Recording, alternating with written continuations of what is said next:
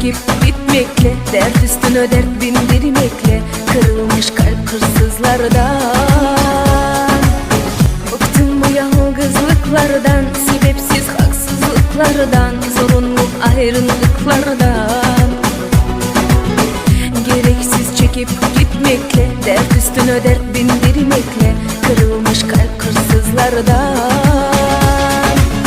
İnancım kaldı başka, ne cezansın var. İnatla kalbimi kırdın, ne kazancın var.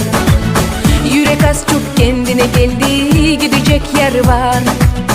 Günümüzde koskoca bir yıl, kocacak yer var. Tıkadın bütün yollarımı, sana verdim yıllarımı, birikendim imkanlarımı, alıp çek git. Sana verdim son hediye, beni bir daha görme diye, gecekendeki son hemiye binip çek git. Tıkadın bütün yollarımı, sana verdim yıllarımı, birikendim imkanlarımı, alıp çek git. Sana verdim son hediye, beni bir daha görme diye, gecekendeki son hemiye binip çek git.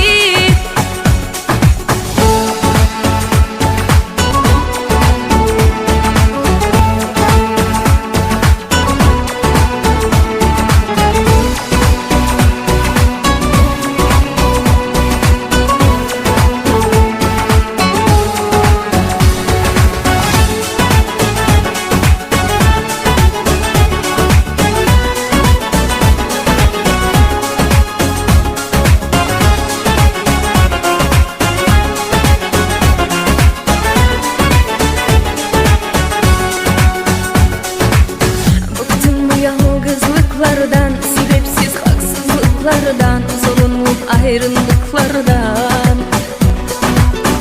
Gereksiz çekip gitmekle, dert üstüne dert bindirmekle, kırılmış kalp hırsızlardan. İnancım kaldı başka, ne cezansın var. İnatla kalbimi kırdın, ne kazancın var.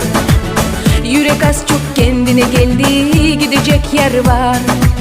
Günümüzde koskoca bir yıl, kocacak yer var.